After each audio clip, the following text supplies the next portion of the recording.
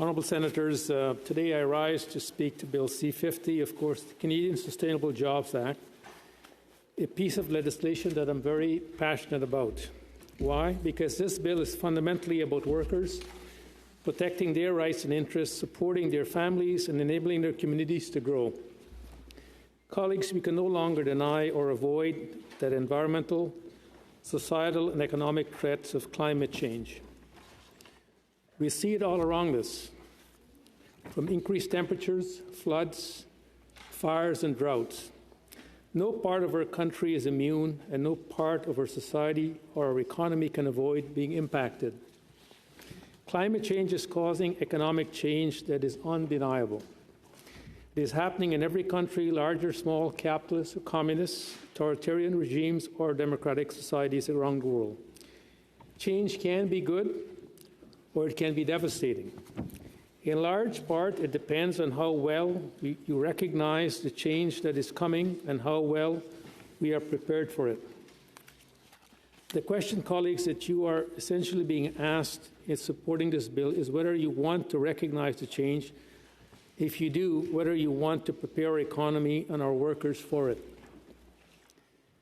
Dr. Fatih Birol, the Executive Director of the International Atomic Agency, said, "The transition to clean energy is happening worldwide. It is happening, it's unstoppable. It's not a question if, it's just a matter how soon." Senators, C-50 lays the framework how we can help workers and their community deal with effects of climate change will have on an economy and the labour market that is inevitably be impacted. Nearly every country in the world has committed to the Paris Agreement and target to fight climate change by reducing greenhouse emissions. That includes in sectors like energy, transportation, buildings, manufacturing, and beyond. In Canada and around the world, progress is being made because companies are ramping up energy efficiency, adopting to low-carbon alternatives while delivering the same goods that people rely on day in and day out. The global commitment made 9 years ago in Paris is not simply a political declaration. It has sent a signal to capital markets and, yes, the labour markets around the world. The International Atomic Energy recently report made it clear that trillions of dollars of investment globally are shifting away from assets that are incompatible with a sustainable net zero future, like unabated coal power, to those that are. The World Bank recently forecast that Canada can add at least 400,000 clean energy jobs on the path to a net zero by the end of this decade. In Canada, we are already seeing this firsthand. Consider the auto industry, where we have seen multi-billion-dollar investment in electronic vehicle and battery supply chains from companies like Ford, Volkswagen, Umicore, Michelin, Northvolt, Stellantis, and just recently Honda in Alliston, Ontario. This is creating jobs for construction and auto workers from Bridgetown, Nova Scotia, to Bécomo, Quebec, to St. Thomas, to Windsor, to Alliston and beyond. Consider the hydrogen industry. Hydrogen is a zero-carbon fuel source that is increasingly energy-dense and can be made in a variety of ways to reduce diesel and other ways of heavy-emitting fuels.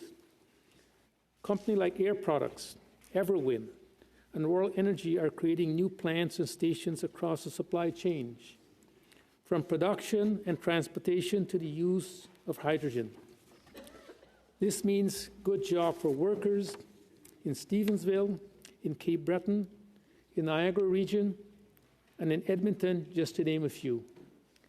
Considering the building sector, as we have seen booming in housing construction, we're also seeing a rise in innovation for modular housing, in the use of low-carbon Canadian building materials like mass timber or steel made from electric arc furnaces. All of these innovation means good jobs in Canada, building trade sectors for electricians and other trades in every region of our country. Innovations in agriculture and biofuels, in the nuclear industry, in electricity transmission, in renewables, We're also creating the same high demands for one of our country's most important resources, skilled Canadian labour. For Canada to reach its full potential to becoming a global leader in many of these industries, we must ensure that we are able to meet their demand for Canadian workers while effectively equipping those same workers to succeed. This is precisely what the Sustainable Jobs Act is meant to lay groundwork for. Colleagues, I would now like to go through some of the main aspects of the bill and how it can help workers, and talk about some of the improvements to the bill that happened in the other place. Senators, the Sustainable Job Act is the result of years of extensive consultation and work across multiple government departments. It has been shaped in part through the work of the Task Force on Just Transition for Coal Power Workers in Communities that I co-chair in 2018. It is supported by Canadian labour unions, industry, environmental leaders, and experts in sectors including workforce training.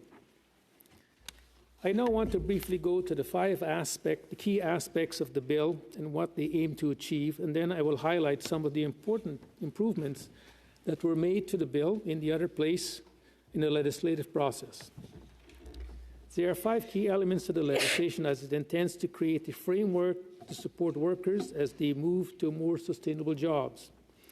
The bill includes the guiding principle, a governing structure, and transparency and accountable requirements. First, the bill established a guiding principle including social dialogue, decent work, inclusive approaches, and foster and strengthening the global efforts. Second, with the passage of this bill, the government will establish a Sustainable Jobs Partnership Council, composed of representatives from labour, industry, Indigenous communities, environmental organizations, and other experts. The Council will have meaningful and frequent public consultation with Canadians using the input they receive, combined with their expertise to advise the government on strategies and measures to encourage the creation of more sustainable jobs while growing to a net zero economy. Third, the bill would designate responsible ministers for implementing the Act and the 5-year action plan that are required. Fourth, the bill would create a Sustainable Jobs Secretariat to assist and coordinate federal actions. Finally, the 5 elements require the development of an updated action plan every 5 years. These plans will report on the progress that government has made on prior commitments and will be designed to benefit communities and workers so they can seize the opportunity associated with the move to clean energy.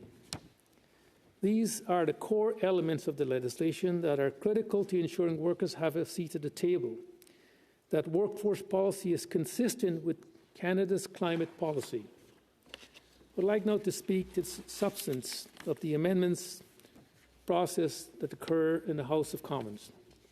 In close collaboration with workers, labour leaders, environmental organizations, and other parties in the other place, the government further strengthened the legislation and added additional amendments that increase accountability, transparency, and certainty. For instance, the Partnership Council, reflecting the tripartite approach outlined in the Sustainable Jobs Act, is now balanced between representative Indigenous voices, labour, and industry, while reflecting the diverse perspectives of other stakeholders.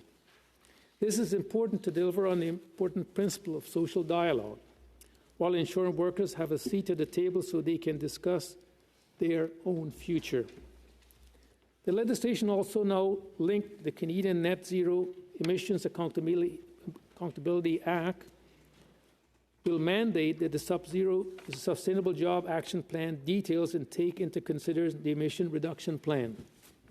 This further ensures workers' voice are included in efforts to fight climate change, grow Canada's low-carbon economy, and ensure communities in every region of the country can benefit.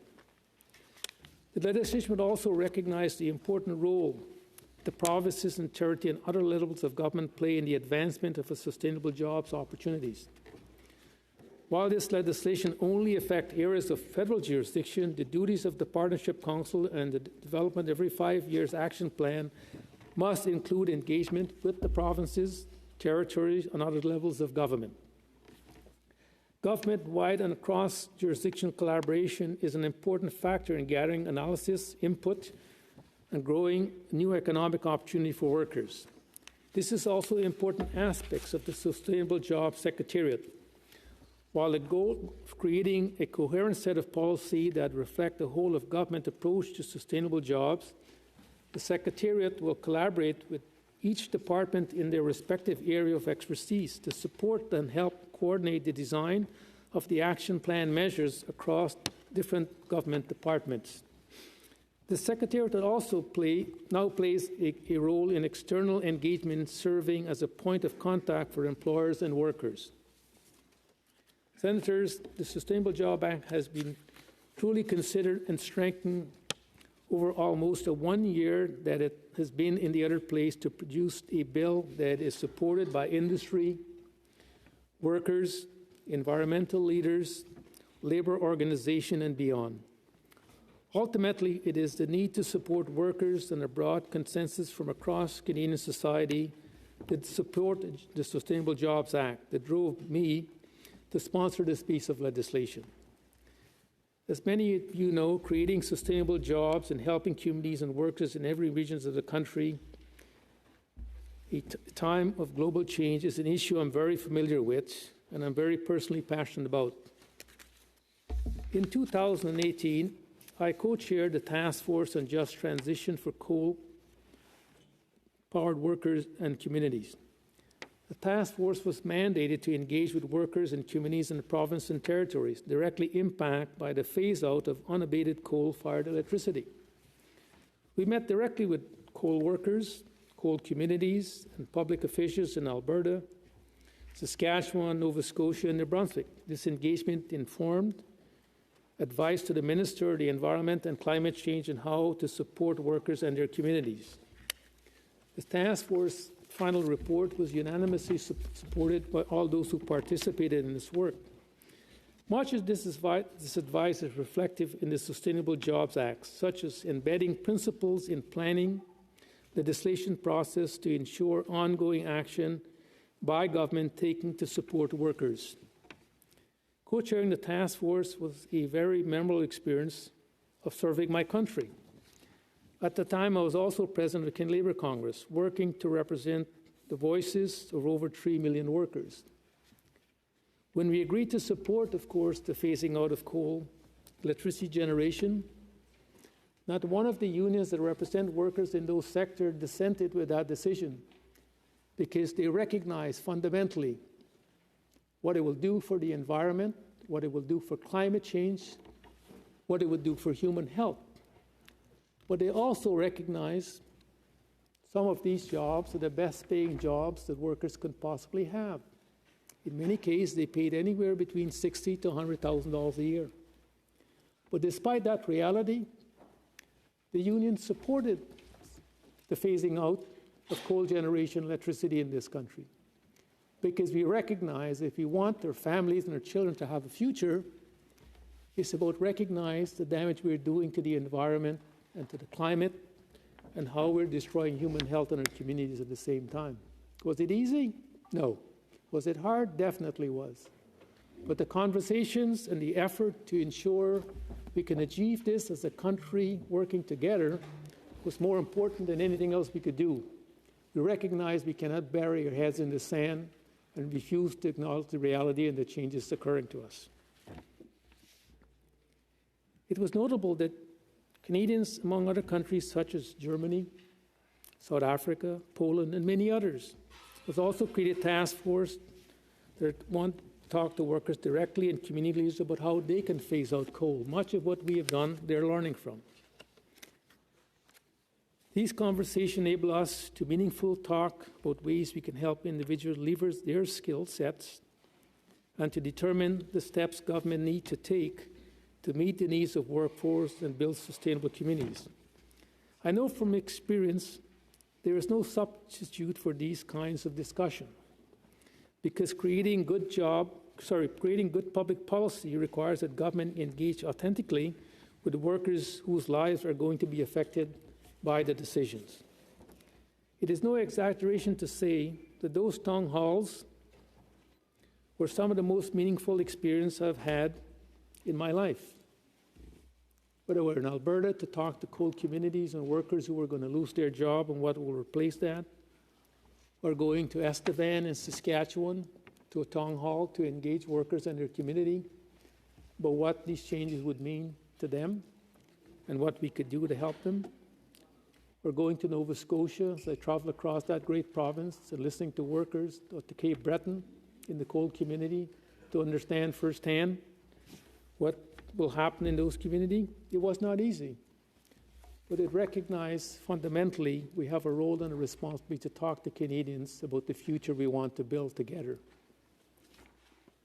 I knew that if we did not show up in person, if we failed to take the time to listen, we were not going to learn how we can do things better and truly support Canadian workers in their community. Because good policy starts with listening.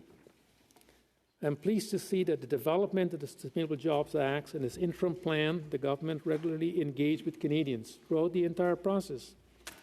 The government was provided with input from Canada's province entirety, as well as opinions and advice from workers and union representatives, historically marginalized groups, Indigenous people, advocates for civil society, industry expert, and environmental organization. Over the course of the consultation process, many in-person discussions were held by officials, in addition to further engagement through other avenues.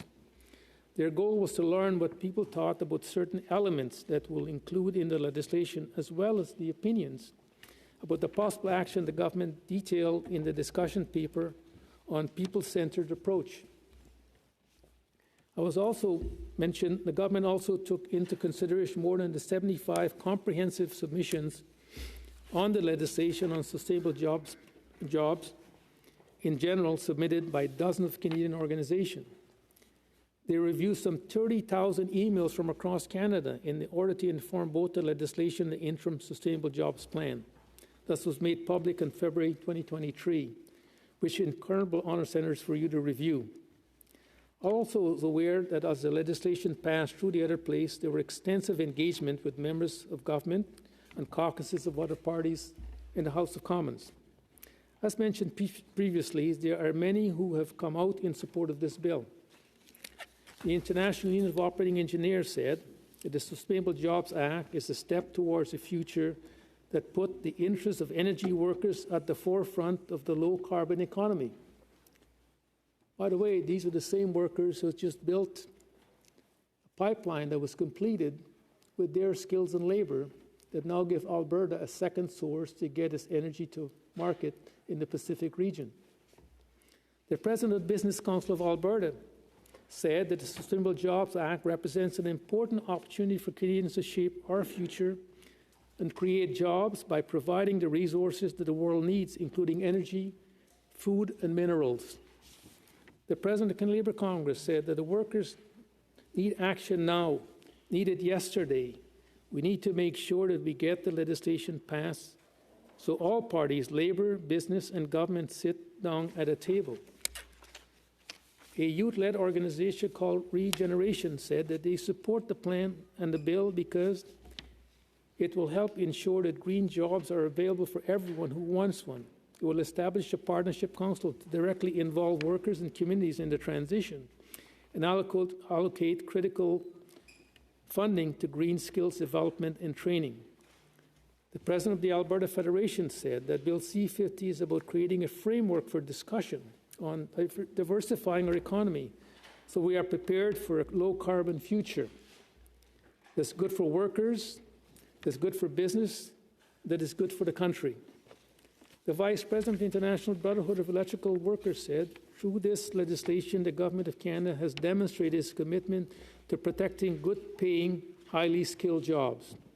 And the Executive Director of the Pembina Institute said, passing the Sustainable Jobs Act, getting their new Sustainable Jobs Partnerships Council working will deliver the message loud and clear. Canada is a great place to invest with workers who are second to none and ready to get the job done. Meanwhile, the head of the Canadian Building Trades Union said that they welcome C-50, which aim is to address Canada's transition to a net zero economy, which brings 4 key aspects, including the creation of the Sustainable Jobs Partnership Council to provide meaningful consultation during the transition. There are many more voices I could cite here, colleagues, who have been clear in their support for this vital and strengthened piece of legislation. Let me conclude. Honourable colleagues, let me end by saying this.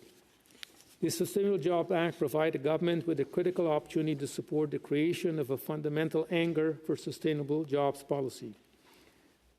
It shows that Canadians that we are in it together for the long haul, however long that may take. If passed, this Sustainable Jobs Act will ensure that Canadian workers will continue to be at the centre of this deeply important work and that workers will have a seat at the table. I urge you to reflect on the many important points contained in the legislation and the many amendments that were successfully made by the government and other members of Parliament in close consultation with stakeholders who care deeply about ensuring Canadian workers win at the end of the day. Colleague, this bill gives workers a seat and voice at the table that can impact a decision that will affect their work, their families, and their communities. Now it's time for us, of course, to study and pass Bill C-50. It's my sincere hope that every member of the Senate will support this piece of legislation so we can ensure that Canadian workers win. I look forward to working with you and of the passage of this bill. Thank you so much. I'll take any questions.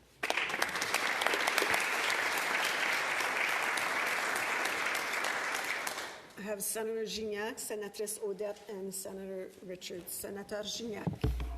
Thank you, Madam Chair. Senator Joseph, thanks for your implication and for the informative briefing you have organized with government officials. We appreciate very much. Make me no mistake, I think almost all of us recognize the impact of climate change and the necessity to accelerate toward greener economy. Having said that, I have a concern about the lack of collaboration or cooperation from provinces such as Alberta and Quebec, who mentioned they have no interest to collaborate. Provinces are more closer to the employers' and employees' need than federal government. You mentioned that this bill received the support of workers, industry, labor leaders, environmental organizations, but they have no commitment for provinces. So my question, in absence of provincial commitment, could you reassure me that it will not be another example of red tape from federal government with the creation of Secretariat and new council? Senator Youssef. Well, first of all, let me thank my colleague for his question. I very much appreciate, of course, him participating in the briefing that was provided. As you know, the province have their own jurisdiction, and they guard it immensely. I don't need to give you any example of that, but I could assure you that in the success of the Sustainable Jobs Act, province will have to be engaged in the process. The workers who work in their province will be impacted by it as a result, of course, the shift to a low-carbon economy. And more importantly, of course, measures that we require will have to be collaborated. Of course, as you know, the federal government right now transfers a huge amount of money to the province for training on an ongoing basis. Part of that ongoing effort will be how can provinces support workers to get retraining and upgrading their skills as they will move from certain jobs to new jobs that will be created within their province.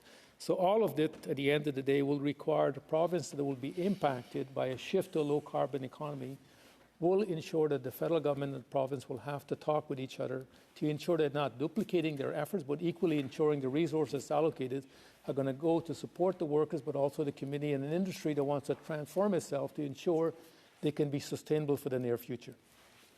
Sénateur Gignac supplémentaire? Merci. Non. Sénatrice Odette. Merci beaucoup. Est-ce que le sénateur accepte une question? Oui. Bien sûr. Alors, je vais m'exprimer en français, sachant qu'on parle de régions ressources et que la plupart des premiers peuples, nous sommes encore en région. Est-ce que, quand je lis votre projet de loi, on parle de peuples autochtones, alors que dans les communautés, pouvez-vous m'assurer ou me rassurer qu'on a parlé avec les détenteurs de droits des peuples autochtones? Il y a trop de fraude au Canada. On peut se proclamer Première Nation, alors que pour moi, c'est de la fraude. Ça, pour moi, je vais être très, très vigilante à savoir comment on consulte les peuples autochtones. J'aimerais vous entendre là-dessus. Et on parle de corps dirigeants. La deuxième question, c'est clair. À chaque fois qu'on crée quelque chose au Canada, c'est surtout en anglais. Alors, on a des Premières Nations au Québec qui parlent français comme deuxième langue. Est-ce que vous pouvez nous rassurer que la grande communauté francophone et les premiers peuples qui parlent français comme deuxième langue vont faire partie de ces sièges que vous nous proposez dans le projet de loi? Merci. Sénateur Youssef. Thank you very much for the question, a very important question. I can tell you for certainty, when I was the co-chair of the task force on the phasing out of coal generation electricity, we went right across the country, and not only did we meet with workers, but we also met with First Nation leaders who came to the consultation to talk about where there would be an impact, and especially in coal communities, whether it would be mining or the supplying some of the coal generation facility that they were impacted by. They certainly gave us their thoughts, and I think that continued the government, of course, were developing this piece of legislation. As I outlined earlier in my remarks here today, it's embedded in the bill that communities will have, First Nation communities will have a seat at the table. They will be part of this legislation. They have been allocated a number of seats to ensure there is a circular conversation, not individual conversation among the players. Because we believe if we're going to build a sustainable community, it should include all of this country, including First Nation community. I do accept the point that you're making about how we ensure that we're also going to have the voice of Francophone communities in this process. I'm hoping that as we will debate this bill, we'll make that loud and clear. I'm sure the government will attune as they look at the appointment process to ensure that they have individuals who will bring that diversity in terms of language to the table as they set up the secretariat that will ultimately govern the guidance of this legislation going forward. Senator Richards. Thank you very much, Madam Chair, and will you take a question, sir? Sure, thank you. Thank you. And this is the second reading, so I do hope it goes to committee. But I do have a question. There was a great fanfare about the lithium experiment we're going to have here in Canada.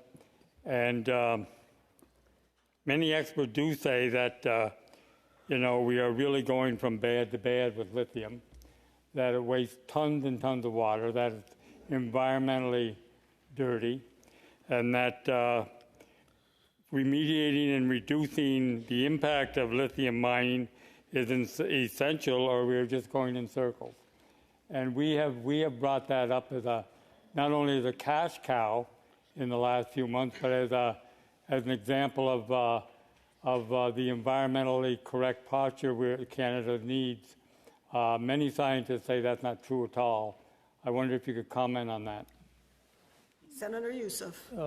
First of all, thank you for a very important question. I'm not an expert on how much environmental waste or challenge we will face with the development of our lithium capacity in this country.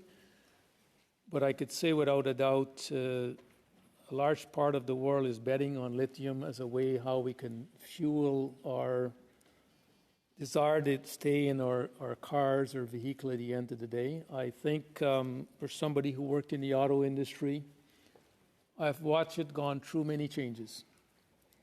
And I think it's inevitable that it's going to go through another change. I think we have the capacity to do this in a way that can preserve the environment at the same time as we transition from a combustible car industry to an electric car industry of the future. But I do agree with you that we will have to ensure that we're not doing more damage to the environment as we develop this new industry to meet the challenges of the future. I'm hoping not only us, but many of the countries around the world that have, of course, now engaged in developing a new car industry are going to learn much, and we could share, of course, what we learn to ensure that we're not going to create harm for the future of the planet, but at the same time, do not create harm in the future of the environment going forward. Sénatrice Gerba. Merci, Madame la Présidente. Est-ce que le sénateur Youssef prendrait une autre question? Merci. Je dois d'abord commencer par vous féliciter pour votre activité ici au Sénat, parce que je pense que vous êtes l'un des sénateurs les plus actifs de notre cohorte qui a été assermenté le 22 novembre et qui est rendu, je ne sais pas combien de projets de loi parrainés dans cette Chambre. Alors, félicitations. Ma question concerne les entreprises qui prennent des dispositions ou qui ont des méthodes de travail propres. Est-ce qu'il y a des incitatifs spécifiques pour ces entreprises-là qui investissent beaucoup, notamment au niveau industriel, pour rendre leur machinerie très moins polluante?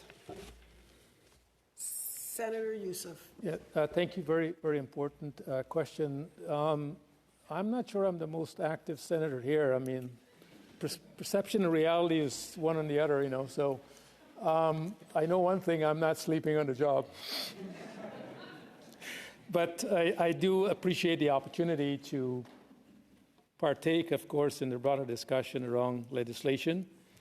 I'm very passionate. I spend a lifetime defending workers, so anything that has to do with workers, I'm going to stand up and be counted on. So I'm honored in that way. I think it's fair to say that Canadian industry in general have been going through some transformative changes. I'll talk about two that I'm very familiar with. The steel industry in this country certainly has been very productive, produced many good jobs, and continue to be an important part of the economy. As I speak to you, our steel industry is going through, of course, an incredible change.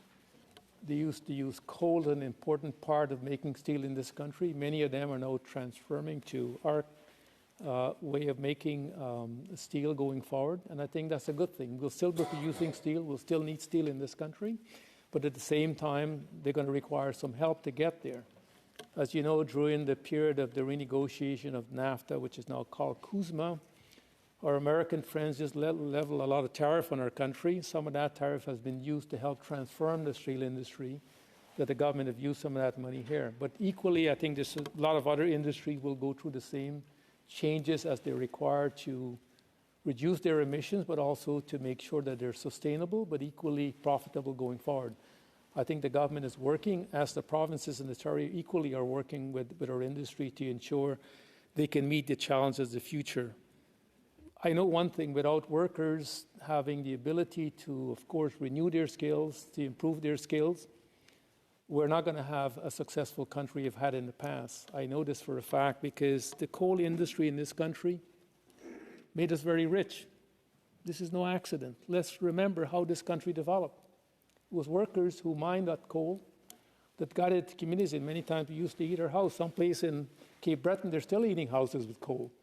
But the reality, this was one part of our industry. As we now change to know and learn from the environmental challenges we face, those workers, of course, will not be needed to mine coal. What can we get them to do because they have enormous skills? How can we transition them to a future that gives them opportunity to build their ability to have a good job, but also to raise a family and to build strong communities? I don't have all the answers to that, but I think this bill is one part of that going forward. Senator Wells. Thank you, Speaker, and thanks, Senator Youssef. We'll be taking other questions. So my question is about the cost of this program, which I'm going to ask you about, and the costs of the just transition, which I'll also ask about. You'll recall that when he was Associate Finance Minister, Randy Boissonnault said that the just transition out of the from the petroleum sector to things other than petroleum would cost $125 billion a year. When I was at Energy Committee, we had environment and climate change officials in. I asked the same question: How much will this cost? This project of cancelling the petroleum industry and putting support to alternative sources. And his response was $4 trillion. Now, he gave us great comfort by revising that some days later by saying it was only $2 trillion. With the programs that the Liberal government's setting up, under C-50, under this legislation, the councils and all the other things that are that will be for the long term, what will be the cost, the further cost of those federal programs? Senator Youssef. First of all, thank you for the question. Let me start with assumptions that's been made about the bill. This bill is not about getting rid of the oil and gas sector. It's about recognizing the reality that the oil and gas sector does produce a lot of carbon that we need to, of course, some of it going to be captured. And of course, those companies are working to reduce their footprint. We will have the use, of course, oil and gas for some time yet into the future. But similarly, workers have been impacted. Thousands of workers already lost their jobs in that sector. The reality is, what can we do to help those workers? Yes, there is a cost. Those workers and their family and community has paid that cost. I earlier said that when I went to those communities to talk about the phase-out of the coal industry, there's a lot of fear and ambivalence among workers. What's going to happen to them in their future? I think what this bill recognizes that we need to take that into consideration. So I'll give you one example. In Leduc County in Alberta, they lost about 1,000 jobs as a result of phasing out coal use generation in Leduc County. Huge challenge for them. They decided they can do something about that or can simply complain about the future. Leduc County, as a result of their efforts today, have created 2,000 new jobs since the phase-out of coal mining and coal generation in their community, because they recognize they can build a different future. There is a cost. Senator Wells, I don't have the cost of that. The government haven't cost what C-50 will cost to set up.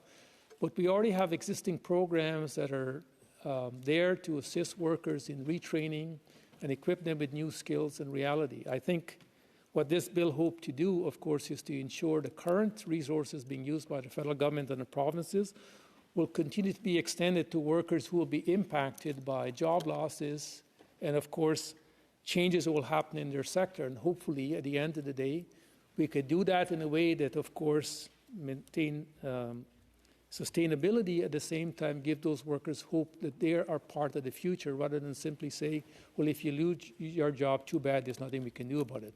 I think the intent is not to get rid of the oil and gas sector by simply shutting it down. It's to recognize it is changing, as you and I discuss this right now in this chamber. Changes are happening in those sectors. They are reducing their emissions. They continue to make changes, and those changes are also having impact on workers who live in their community. Senator Wells, supplementary. Thanks. Yes, I do have another question. I hope you will take it. So and I represent Newfoundland and Labrador, a significant income producer for our province and income producer for our families and therefore our communities. And you may know that the carbon footprint from Newfoundland and Labrador's offshore oil and gas is among the lowest in the world. You don't have to remove the oil from the sand. It comes up in an almost it comes up in a form that doesn't always need to be refined. It goes straight to market. There's none of that processing that you'll see in other parts of the world has to occur. And of course, it's low cost as well. It's almost the same cost as Saudi Arabian produced oil, as opposed to Alberta and Saskatchewan produced oil, which is about $65 to $70 a barrel. In Newfoundland and Labrador, $15 a barrel to produce, because that separation is not required. When you say, retraining of workers and that sort of thing, that's a real trigger for Newfoundlanders and Labradorians that went through that by the thousands during the shutdown of the once prolific groundfish industry in Newfoundland and Labrador in the early 90s, where thousands of people, both harvesters and plant workers, were immediately put out of work with the moratorium, and they were given retraining to be all sorts of things that had no bearing and no relevance whatsoever in Newfoundland's rural areas. This, for sure, will be a trigger for Newfoundlanders and Labradorians when they hear about a thriving industry, the oil and gas industry in Newfoundland and Labrador, now being phased out, not because of natural causes, but because of man-made causes or government-made causes. What would I say? What would you suggest as the representative of Newfoundlanders and Labradorians? What would you say I say to them when I say government's coming up with a program to phase out a responsible, mature, well-run, well-regulated industry, but the government's going to set up some retraining programs based on C-50, based on the legislation that you're going to be promoting and I'm going to be the official critic of. What do I say to those Newfoundlanders and Labradorians on that? Senator Youssef. Well, you could say to them like what I would say to those workers, because I used to represent those same workers that you're talking about and continue to have dialogue with them. The government is not proposing to somehow phase out. As a matter of fact, it's just not even a year ago. North Bader, this new oil field was approved by the federal government because there's a recognition about how significant that project is to in terms of carbon emissions. It was approved based on the fact that it's had such a low carbon footprint to begin with. So the government is not proposing to phase out that industry, but over time, as the world continues to shift away from the development of petroleum products, we also have to figure out how do we build vibrant communities that create meaningful jobs for the men and women who work in this country. Do we wait till it happens and tell them nothing is going to happen, or we assure them at the same time, yes, we will go through a process, but the world is changing, is moving in a different direction. We will be part of that. But equally, we don't have to scare people. We have to say when that moment comes, at least they're thinking ahead as to how we can assure workers they will have a brighter future as we create new industries. And those new industries, yes, will bring some challenge to them. But ultimately, as leaders in this Senate and as elected officials in the other place, I hope we can speak to workers rather than fair fix about the opportunity how we can work together as a country to build an even brighter future.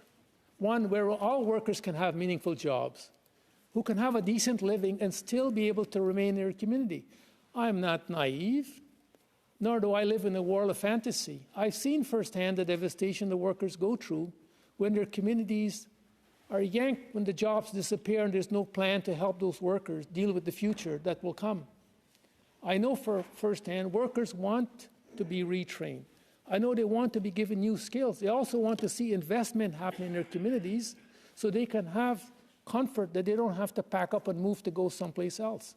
Senator Wells, I hope you will join me in recognizing Newfoundland and Labrador have an important part of this country, part of the petroleum industry right now, but also part of a new industries that would evolve and develop. One, the German government just came to your province to talk how they can develop hydrogen. It's a whole new industry was not there as part of the future. I hope when those jobs are created, you will be equally want people saying this is something good and this is good for the future of Newfoundland and Labrador as is good for our country and for the rest of the world. Sénatrice Bellemare, vous avez une question? Oui, est-ce que le sénateur Youssouf accepterait une autre question? Oui. Très courte. J'ai lu attentivement le projet de loi parce que je m'apprête à en faire un commentaire. Et étant donné que vous avez peut-être réponse à tout, on dit par rapport au Conseil qu'il est composé de 13 membres à titre amovible, mais à temps partiel. Est-ce que je comprends bien que les 13 membres du Conseil seront rémunérés et qu'est-ce que sont les ordres de grandeur? Merci.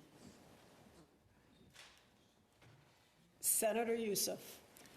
Well, the government have not published yet what the scope of remuneration will be. But I think, again, a number of these people will be coming from their full-time employment. A good number of them are currently going to hopefully be in jobs that they represent workers or represent industry or in other sectors of the economy. So I hope when they are participating in the council, they will be compensated for the time they're putting on the council or associating with the council.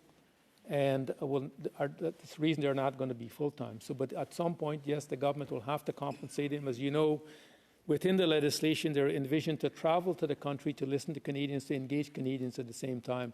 So I hope there will be some recognition of the costs involved in that, and hopefully, whatever the cost, it will be transparent because the department will have to publish and share what the action plan is and how that action plan is being funded going forward. There's